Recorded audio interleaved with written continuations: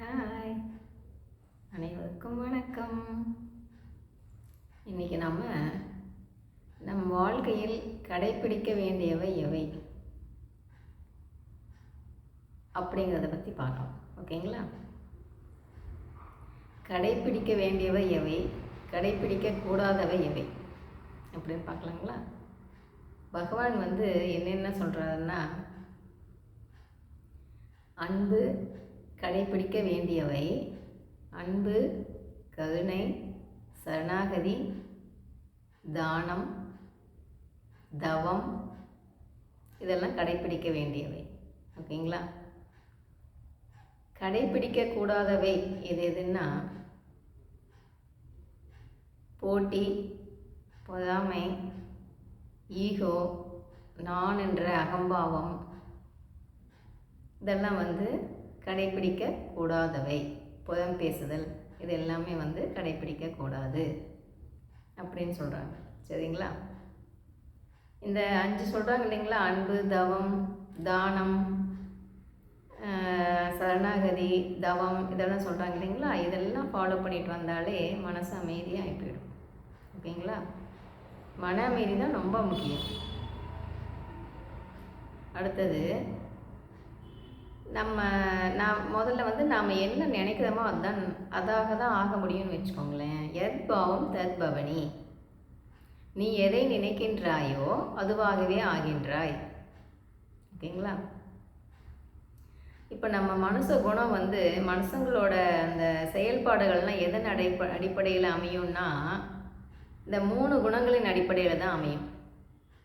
அந்த 3 குணம் எதுன்னா தமோ, ரஜோ, சாத்வீகம். ஓகேங்களா? அந்த தமோன்றது என்னன்னா விலங்கு குணம். சுயநலத்தோட யாரை பற்றியும் யோசனை பண்ணாமல் அவங்களோட சுயநலத்துக்குன்னு ஒவ்வொன்றும் செஞ்சுக்குவாங்க இல்லைங்களா? அதை தமோன்னு சொல்கிறது. ரஜோ அப்படின்னா மனித குணம். அதாவது அவங்க மனித குணத்தில் இருப்பாங்க, ஆனால் அவங்களுக்கு அந்த ஈகோ, நானுன்ற அகம்பாவம், இதெல்லாம் இருக்கும். சரிங்களா? சாத்வீகம் அப்படின்னா என்னன்னா, சாத்வீகம் என்பது இறைநிலை. அப்போ அந்த இறைநிலையில் என்ன சொல்கிறாங்கன்னா, எதுவாக இருந்தாலும் விட்டு கொடுத்து போயிடு. அதாவது சுயநலம் இல்லாமல் பொதுநலம் கருதி ஒவ்வொன்றும் நாம் செஞ்சோம்னா அதுவே சாத்வீகம்.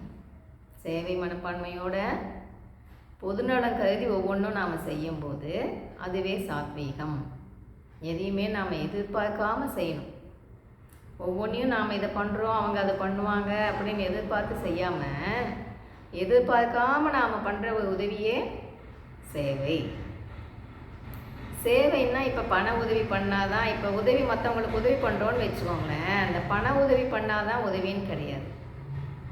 அவங்களுக்கு ஏதோ ஒரு ஹெல்ப் தேவைப்படுது, அதை செஞ்சாலும், இல்லை அவங்களுக்கு ஏதோ தெரியல நாம் சொல்லி கொடுக்குறோன்னு வைங்களேன், அதை சொல்லி கொடுத்தாலும், இப்போ அவங்களுக்கு உடம்பு முடியல, ஏதோ ஒன்று நாம் ஹெல்ப் பண்ணுறோன்னு வைங்களேன், அதை செஞ்சாலும், இல்லை ஞானத்தை கொடுத்தாலும், ஏதோ ஒன்று அவங்களுக்காக மற்றவங்களுக்காக நாம் எந்த எதிர்பார்ப்பும் இன்றி நாம் செய்யும்போது அது என்ன ஆகும்னா அதுவே சேவை. பண உதவி செஞ்சால் மட்டும்தான் உதவின்னு கிடையாது. மற்றவங்களுக்கு என்ன உதவி தேவைப்படுதோ தக்க சமயத்தில் அந்த உதவி போய் சேருது இல்லைங்களா? அந்த பகவான் ஆசீர்வாதம் இருந்தால் தான் அது நடக்கும். இப்போ உங்களுக்கு ஏதோ ஒன்று உதவி தேவைப்படுதுன்னு வைங்களேன், இங்கே பகவானை வேண்டுங்க. பகவானை வேண்டும் போது ஆட்டோமேட்டிக்காக அந்த உதவி யார் மூலியமாச்சும் கிடைக்கும். நீங்கள் யாரையுமே கூப்பிட வேணாம், மனசால் யாரையுமே கூப்பிட வேணாம். நீங்கள் பகவானை கூப்பிடுங்க. பகவானை கூப்பிடும்போது அந்த பகவான் யார் மூலியமாவது அந்த வேலையை நம்மளுக்கு செஞ்சு கொடுத்துடுவார். சரிங்களா? அப்போ என்ன பார்க்கலான்னா, மன தூய்மை அப்படிங்கிறத பற்றி சொன்னேன் இல்லைங்களா? இந்த பகவான் என்னென்ன சொல்கிறாரோ இந்த 5 ஃபாலோ பண்ணும்போது மனசு தூய்மையாகிடும். சரிங்களா? இப்போ அந்த மனசில் இருக்கிற அந்த நாம் ரெக்கார்ட் பண்ணி வச்சுருக்கோம் இல்லைங்களா, அதையெல்லாம் எப்படி அழிப்பது அப்படின்னு சொல்கிறேன், கேட்டுக்கோங்க. இப்போ மனசில் இருக்கிற ரெக்கார்ட்னா என்னென்னா, இப்போ நம்ம சொந்தக்காரங்களை ஒருத்தர் பார்க்குறோன்னு வைங்களேன், சில பேரை பார்த்தா நம்மளுக்கு மகிழ்ச்சியாக இருக்கும் இல்லைங்களா? சில பேரை பார்க்கும்போது நம்மளுக்கு அவங்கள பார்த்தாவே ஸ்ட்ரெஸ் ஆகிடும். ஏன்னு சொல்லுங்கள்? அதாவது இதுக்கு முன்னே அவங்க வந்து நம்மக்கிட்ட எப்படி எப்படி நடந்துக்கிட்டாங்களோ அதையெல்லாம் வந்து நம்ம வந்து மனசுக்குள்ளே பதிவு பண்ணி வச்சுருப்போம், மனப்பதிவு. ஓகேங்களா? அப்போது அவங்கள பார்க்கும்போது நம்மளுக்கு அந்த நினப்பு வந்துடும். உண்மை தானே? யோசிச்சு பாருங்களேன். அந்த அந்த நினப்பு வந்துடுதா, உடனே வந்து அவங்கள பார்க்கும்போதெல்லாம் அவங்க என்னென்ன பேசினாங்க, அவங்க நம்மக்கிட்ட எப்படி நடந்துக்கிட்டாங்க, அதெல்லாம் வந்து அப்படியே நம்மளுக்கு யோசனை தோணும் இல்லைங்களா? அதையெல்லாம் தயவு பண்ணி அந்த மனப்பதிவு எல்லாம் அழிச்சிடுங்க. மனப்பதிவு வேணாம். அப்பப்போ ஒவ்வொன்றும் வந்து உங்கள் கர்மாவை கழிக்கிறதுக்காக நடக்குதுங்கும்போது அவங்க கர்மாவை கழிக்க தானே செஞ்சாங்க. அதனால் அது ஏன் நம்ம ரெக்கார்ட் பண்ணி வச்சுக்கிட்டு நம்ம மனசை நாம் கெடுத்துக்குவானே. அவங்கள பார்க்கும்போதெல்லாம் அதுதான் முன்னாடி வந்து நிற்கும். இப்போ சொந்த பந்தங்களை பார்க்கும்போது அவங்க என்னென்ன பேசினாங்க, அவங்க நம்மக்கிட்ட எப்படி நடந்துக்கிட்டாங்க, அதுதான் முன்னாடி வந்து நிற்கும். அப்போ அவங்க அறியாமையில் செஞ்சிட்டாங்க. மன்னிப்போம், மறப்போம், மன்னிப்போம் இல்லைங்களா? அதனால் மன்னிச்சு விட்டுட்டு அவங்க என்ன தான் பேசியிருந்தாலும் சரி நாம் மன்னிச்சுட்டு அவங்கக்கிட்ட புதுசாக நாம் பிறந்து வந்தால் எப்படி ஃபீல் பண்ணுவோமோ அதை போல் எந்த மனப்பதிவும் இல்லாமல் புதுசாக பழகுதாப்பில் பழகும். ஓகேங்களா? அந்த மனப்பதிவு மூலிமா அவ்வளோ மனசு பாதிக்கும். இப்போ ஒருத்தர் பார்க்கும்போது அப்படியே அவங்க என்னென்ன பண்ணாங்களோ அப்படியே ஞாபகம் வருதுங்களா? அது வந்து நம்மளை வந்து உண்மையான பாசத்தை அவங்கக்கிட்ட நம்மளால் காட்ட முடியாது. அப்போது மற்றவங்கெல்லாம் என்னென்ன நம்மளுக்கு பண்ணியிருந்தாலும் தயவு பண்ணி அந்த மனப்பதிவியெல்லாம் அழிச்சிடுங்க. ஓகேங்களா? புத்தம் புது வாழ்க்கை ஸ்டார்ட் பண்ணுறோம் இல்லைங்களா? அது போல் நீங்கள் எல்லாத்தையும் பார்த்தா நீங்கள் எப்படி வந்து பகவானை பார்த்தா எப்படி பேசுவீங்களோ அதை போல் பணிவாக அவங்கக்கிட்ட நல்லா பாசமாக சந்தோஷமாக பழங்குங்க. ஓகேங்களா? இது முக்கியம்னு சொல்கிறாரு பகவான்.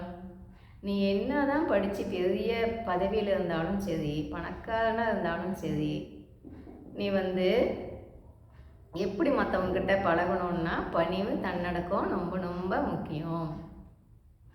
நம்பிக்கை, பொறுமை, பணிவு, தன்னடக்கம், விடாமுயற்சி இதெல்லாமே நம்மளுக்கு வாழ்க்கையில் ரொம்ப ரொம்ப முக்கியம். உன்னோட அந்த பணத்தினதையும் காட்டாத, பதவி அந்தஸ்தையும் வெளியே காட்ட வேணாம். நீ எப்பேற்பட்ட ஆளாக இருந்தாலும் சரி, அதை வந்து உன்கிட்ட எப்படி மற்றவங்க உன்னை எப்படி பார்க்கணும், அந்த பணிவு தன்னடக்கத்தோடு நீ எப்பயுமே நடந்துக்கணும். அப்படி நடந்துக்கும்போது நான் எப்பயுமே உன் கூடவே இருப்பேன். அடுத்தடுத்த ப்ரமோஷன் உனக்கு நான் கொடுத்துட்டே இருப்பேன். அதனால் ஆகையினால் எல்லாத்தையுமே பார்க்கும்போது அந்த பகவானாக பாவிச்சு பார்க்கணும். உள்ளுக்குள்ளே நம்மளுக்குள்ளே இருக்கிற ஆத்மாவும் அதுவும் ஒன்று தான் அப்படின்னு அந்த பகவானாக பாவிச்சு எல்லா ஆன்மாவும் ஒன்றுன்னு பார்க்கும்போது நம்மளுக்கு ஸ்ட்ரெஸ் ஆகாது. சரிங்களா? இப்போ நாம் மட்டும் எல்லா விதத்துலேயும் எல்லாம் நல்லபடியாகவே நடந்துக்கிட்டோம்னு சொல்ல முடியுங்களா? நாங்கள் வந்து ரொம்ப நல்லவங்க, எந்த தப்புமே பண்ணலை, எதுவுமே தப்பாகவே யார்கிட்டையுமே பேசவே இல்லை அப்படின்னு சொல்ல முடியுங்களா? இல்லை தானே? அந்தந்த டைமுக்கு தக்காப்புல அவங்க வந்து அப்படி நடந்துக்கிறதுனால சரி, அவங்களோட அந்த அறியாமையினால் அப்படி நடந்துக்கிட்டாங்க, அவங்கள மன்னிச்சிடுவோம். நாங்கள் எப்படி புரிஞ்சுக்கிட்டோமோ அது போல் அவங்களும் புரிஞ்சுக்குவாங்க அப்படின்னு உங்ககிட்ட கோபத்தை காட்டுறவங்க கிட்ட கூட தயவு பண்ணி கோபத்தை காட்டாதீங்க. ஓகேங்களா? அப்படி இருக்கும்போது அதுதான் சாத்வீகம். பணிவு தன்னடக்கத்தோடு இருக்கும்போது அதுவே சாத்வீகம். அப்போது நம்மளை இது முடிக்கும் நாம் எப்படி இருந்தோமோ தப்பாக நாம் வந்து இதெல்லாம் வந்து கடைப்பிடிக்காமல் இருந்திருந்தால் கூட இனிமே வந்து தெரிஞ்சுக்கிட்டோம் இல்லையா? இதையெல்லாம் ஃபாலோ பண்ணி பகவான் மனசில் இடம் பிடிப்போம். ஓகேங்களா? பகவான் மனசில் இடம் பிடிக்கும்போது பகவான் வந்து நமக்குள்ளே வந்து உட்காந்துக்குவார். அப்போ நீ வந்து உன் வேலையை செய்யாதப்பா, உன்னை வந்து எனக்கு ரொம்ப பிடிச்சி போச்சு, நான் வந்து உன் மனசுக்குள்ளே உட்காந்துக்கிட்டேன், உன் வேலையெல்லாம் நானே செஞ்சு கொடுத்துடுவேன் அப்படின்னு சொல்லுவார். இப்போ மனுஷங்க தான் ஆடம்பரத்தை எதிர்பார்ப்பாங்க, பகவான் அப்படி கிடையாது. என்னை அன்பாக கும்பிடு, எனக்கு அது வேணும் இது வேணும்னாலும் உன்னை கேட்கல, நீ வந்து என்னைய அன்பாக கும்பிடு, அது போதும். எனக்கு வெறும் தண்ணியோ இல்லை ஒரு இலையோ ஏதோ என்னை வச்ச கும்பிட்டா போதும், நான் அன்புக்கு தான் அடிமை, ஆடம்பரத்துக்கு கிடையாது. நீ இப்படி தான் கும்பிடணும், அப்படி தான் படியல் பண்ணணும், இதெல்லாம் வச்சு கும்பிடணும், அதெல்லாம் எதுவுமே நான் கேட்கல. நீ என்ன பண்ணணும், அன்பாக கும்பிடணும். நீ எல்லாத்துக்கிட்டேயும் அன்பை காட்டும்போது அது என்னை வந்து சேர்ந்துக்கும். ஆகையினால எல்லாத்துக்குள்ளேயும் நான் இருக்கேன் இல்லையா, நீ எல்லாத்துக்கிட்டேயும் அன்பை காட்டு, தயவு பண்ணி அன்பை காட்டு. அப்போ அன்னதானத்தை பற்றி சொன்னேன் இல்லைங்களா, அன்னதானம் பண்ண பண்ண பண்ண பண்ண உங்களுக்கு நல்ல மேன்மை நடக்கும், நல்ல முன்னுக்கு நல்ல மேன்மை. இப்போ இருக்கிற சுச்சுவேஷனை விட நீங்கள் அன்னதானம் பண்ணி பாருங்களேன் தினமுமே, அது பண்ண பண்ண பண்ண என்ன ஆகும்னா உங்களோட அந்த கஷ்டங்கள்லாம் விலகி நல்லா வந்து அந்த மேன்மை வந்து உங்களால் அதை புரிஞ்சிக்க முடியும், எவ்வளோ நல்லா புரிஞ்சிக்க முடியும். அதனால தினமும் கொஞ்சம் கொஞ்சம் அன்னதானம் பண்ணுங்கள், பகவானுக்கு அது ரொம்ப பிடித்தமானது. அந்த பசிக்கும்போது அந்த ஜீவனை கொஞ்சோண்டு வைக்கும்போது, நமக்கு பசியாக இருக்கும்போது சாப்பிடும்போது எப்படி இருக்குது பார்த்தீங்களா, அப்படி ஒரு பசியோடு இருக்கும்போது அந்த ஜீவனை கொஞ்சோண்டு உணவு வைக்கும்போது அது அவ்வளோ நல்ல விஷயம். நம்ம கர்மாக்களை அதுக்கு அழிக்குதுன்றதுனால அது வந்து நம்மளுக்கு சின்னதாக ஆகிடும்போது அதை அனுபவிக்கிறது, அதை வந்து கழிக்கிறது ஈஸி இல்லைங்களா. இப்போ வந்து எதனால் வந்து என்னோட குருநாதர் யாருன்னா ஷீரடி சாய்பாபா, சரிங்களா. ஷீரடி சாய்பாபா தான் என்னோட குருநாதர். எனக்கு இதெல்லாம் சொன்னதுமே எல்லாமே வந்து என்னோட குருநாதர் ஷீரடி சாய்பாபா தான், ஓகேங்களா. அவங்க தான் இப்போ வந்து என்னைய வழி நடத்திட்டு இருக்கார், என்னோட ஷாய், சரிங்களா. அப்போ சாமி வந்து என்ன பண்ணுமா, சாமிக்கு கும்பிட்டுக்கிட்டே இருக்கும்போது அவங்கவுங்க வாங்கிட்டு வந்ததான் அனுபவிக்கிறாங்கன்னு வேடிக்கை தான் பார்க்குமா. நீங்கள் வந்து உங்களுக்கு வந்து எந்த குருநாதர் பிடிக்குதோ அவங்கள பிடிச்சிட்டீங்கன்னு வைங்களேன், நீங்கள் வந்து எல்லா சாமியும் கும்பிடலாம், கும்பிட வேணான்னு நான் சொல்ல வரல. குருநாதர் ஒருத்தர் பிடிச்சிட்டிங்கன்னா அவங்கக்கிட்ட நீங்கள் எப்பயுமே பகவான்கிட்ட பேசிக்கோங்க, உள்ளுக்குள்ளேயே பேசுங்க. கோயிலில் தான் இருக்கார், பூஜை ரூமில் தான் இருக்கார், படத்தில் தான் இருக்கார், சிலையில் தான் இருக்காருன்னா அப்படியெல்லாம் இல்லை, உள்ளுக்குள்ளேயே பகவானோட பேசிக்கோங்க. பேசிக்கும்போது பகவான்கிட்டேருந்து உங்களுக்கு பதில் கிடைக்கும், எப்படியாச்சும் கிடைக்கும். ஒரு புக்குலேயோ ஒரு டிவிலேயோ இல்லை யார் மூலியமாச்சோ இதோ எப்படியோ ஒன்று உங்களுக்கு பகவான் உங்கள்கிட்ட பதில் சொல்லுவார். இப்போ அழுகிற குழந்தைக்கு தானே பால் கிடைக்கும், அந்த மாதிரி நீங்களும் வந்து பகவான்கிட்ட கேட்கும்போது கண்ணீர் வடித்து கேட்கும்போது தான் உங்களுக்கு வந்து அதுக்குண்டான பதில் கிடைக்கும், ஓகேங்களா. பகவானுக்குன்னு எங்களால் எதுவும் கொடுக்க முடியாது, அந்த கண்ணீர் ஒரு சொட்டு கண்ணீர் விட்டு பகவான் பாதத்தில் விட்டு கேட்கும்போது பகவான்கிட்ட இருந்து நம்மளுக்கு பதில் கிடைக்கும். நாம் பேசணும், பகவான் கூட உள்ளுக்குள்ளேயே பேசணும், பேசும்போது பகவான் நம்மக்கிட்ட பேசுவார். ஆகையினால் அன்னதானம் பண்ணுங்க, கர்மாவை ஈஸியாக கழிக்கலாம், பகவான் சொல்கிறாப்புல ஃபாலோ பண்ணி நாம் சந்தோஷமாக ஹாப்பியாக வாழலாம், ஓகேங்களா. இது முடிக்கும் கேட்டதுக்கு மிக்க நன்றி. டாடா பாய்.